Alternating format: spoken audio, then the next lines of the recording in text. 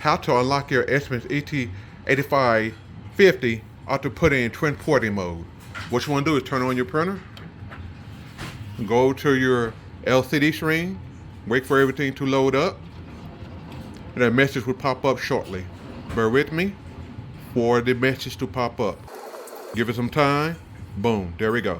You see here where it say transportation lock is in the transporting position. What we want to do is lift up lid here,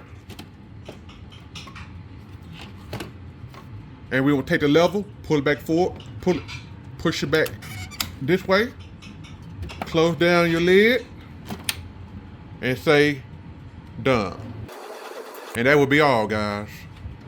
Have a good one. So when this pop up, all you have to do now is just click on dismiss.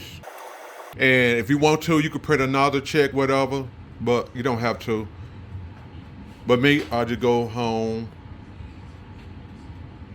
and you're finished. Have a good one.